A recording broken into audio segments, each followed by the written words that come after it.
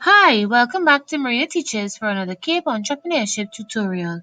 In this video, we will be exploring different strategies for e-commerce success. Don't forget to like, to subscribe, and to share this video. When I was younger, my oldest brother's favorite board game was Risk. In fact, he would win like almost every game. As I'm older, I can see how many of his game-winning strategies are so similar to the e-commerce strategies that we will be discussing in this tutorial. So, for those who don't know, Risk is the ultimate game of strategy and global dominance. It's all about conquering territories, tactics, playing to win, sometimes holding your breath hoping to survive until the next round while trying to avoid being wiped out by the competition. Amassing an army, attacking, defending. Doesn't this sound like the objectives of an effective e-commerce plan? Now, take a moment to look at this list of 5 amazing e-commerce strategies that we will be discussing in this video. Creating an effective online marketing plan is our first, if not most important, e-commerce strategy. This gives a clear roadmap on the direction in which we want our company to go. We already know that 80% of new businesses fail within the first 5 years due to poor planning. Don't be a statistic. An effective online marketing plan helps you to maximize profits by capitalizing on your opportunities and strengths while mitigating weaknesses and threats. Your plan should help you to identify potential risks, costs, personnel, and financial requirements. In order to serve their customers or their target markets, most businesses would need to work out logistics such as their shipping arrangement, costs, the times, hours of operation. They would also need to carefully craft their customer returns and refund policies, as well as to formulate clear responses to frequently asked questions. Next, we look at our second strategy, search engine optimization. Have you ever used a search engine before? If we think about this, over 90% of persons use search engines such as Google, Yahoo, Bing, or even YouTube and Pinterest to search for all kinds of stuff. Some of them are important, some of them are not. Okay, so let's give this a try. Suppose we want to look for something. When we start to type how to, we will see a list of frequently searched topics that would ultimately appear on Google. Let's take the first one, how to swim freestyle. When we click on it, we would actually see a number of websites from YouTube. Also give you a list of suggested variations that persons are also searching for. Many videos. You'll see that the videos will come first, and then there are some articles here. SEO ensures that your company gets noticed by your target market. It involves a combination of paid and non-paid or organic tactics. Search engine optimization is the strategic use of keywords that people are searching for, and by developing content and posts with these keywords would drive more traffic to your site. Let's look at some of the factors which contribute to SEO. Now when I click on this post, you will see that I have an SEO analysis of a good rating. Let's see what I would have had to do to get such a good rating. So when we scroll down, you'll see first of all, I would use my keywords or key phrases. And of course, I could also suggest other keywords or other key phrases which may be similar to this one. You would also see as we scroll down that my keyword is also in my slug that is unique to this post.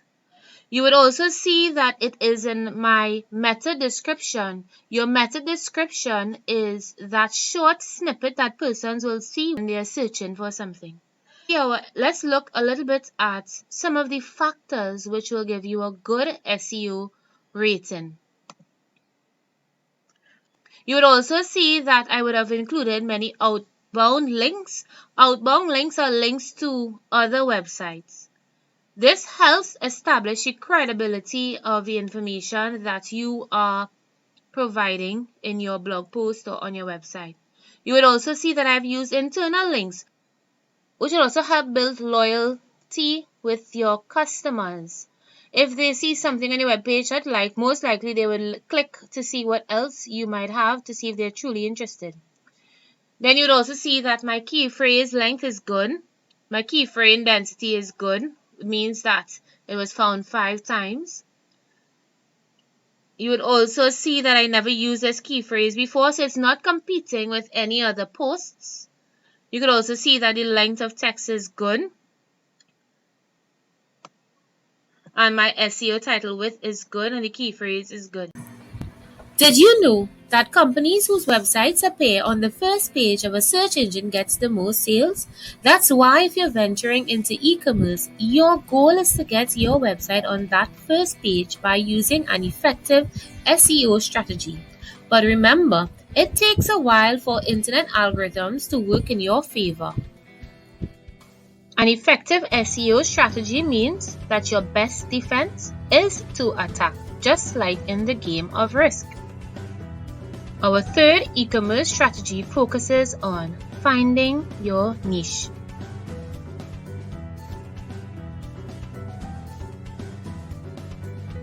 Now, when we played Risk, my brother's famous strategy was to fight for the smallest continent early in the game. At first, we were clueless as to why, but after being completely obliterated, we began to understand. This is the perfect example of focusing on a niche.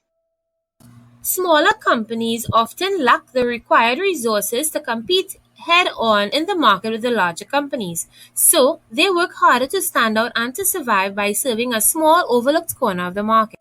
And this totally makes sense because as they battle larger companies for market share, niche marketing allows them to quickly gain recognition for being industry leaders in that niche, and with little or no competition, they can also charge premium prices.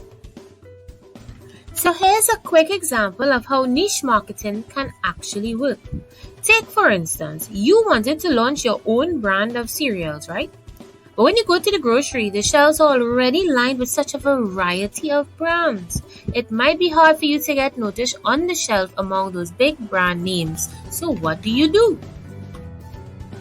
But what if the company chose to target a specific niche or segment? For instance, gluten-free cereal for persons over the age of 65. Now, there isn't a lot of competition from other brands, so it may actually get more sales and a greater profit margin because it appeals to a particular niche.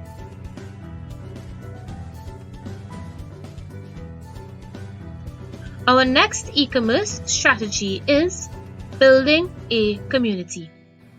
I'll be honest, the most enjoyable part of playing Risk was games night.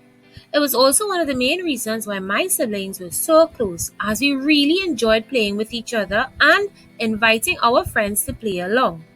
There is truly something special about being in a community of like-minded people. Humans are generally social beings, and one of the most important needs is to belong. As such, successful e-commerce ventures tap into that and seek to build a tribe of followers with similar interests. This builds trust and increases loyalty by allowing the community to connect with others who share similar interests. As such, the goal of creating a tribe helps companies to connect with their loyal fans and turn them into satisfied customers who keep coming back and bringing their friends along because of the value that these companies create. That's why so many influencers ask people to like and follow them, to buy their merch, and to join their tribe. Our fifth e-commerce strategy is a fun one. Many e-ventures have attracted visitors by giving away freebies, which customers can access when they opt in. This kind of reminds me of my favorite part of the game of Risk, which was earning Risk cards. These were usually earned at the end of your turn after conquering at least one territory. When you had collected enough, these can be traded in for extra troops, and believe me, these came in handy. Earning these cards give an extra sense of satisfaction. Most times, these freebies contain tons of valuable information that the customer wants. Some popular examples used by companies are listed here. In exchange for the freebie, the e-venture gains the customer's email address. Building your email list is one of the most important strategies of e-commerce. Remember that your email list allows you to communicate directly with your tribe, which helps to build trust and convince them of the value that you create. This will help you to create powerful and effective sales funnels and product launches in the future. Oh, by the way, as we are talking about freebies, why don't you click on the link in the description box below to take my free multiple choice quiz. Now, let's recap the top 5 e-commerce strategies that e-ventures typically juggle to guarantee their success. Number 1. You must have a strategic plan. Remember, if you fail to plan, plan to fail. Number 2. You need to drive traffic to your e-commerce store by using search engine optimization tactics. Number 3. Targeting a niche. Let's not forget the importance of number 4, which is to build a tribe or a community of loyal followers. And number 5, offering freebies or other incentives in exchange for.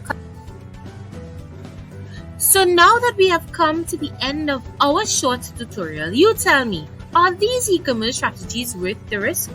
Well, comment down below. Tell me what you think. Which one do you like? Which one you've never heard about? Remember that e-commerce strategies are not a quick fix, as many of them will take some time. For instance, SEO can take up to months for the search engine algorithm to recommend your content. The best advice is to try a combination of these strategies to see which will work best for your audience. Ultimately, remember that these strategies do not replace sound and ethical business practices that add value to its customers.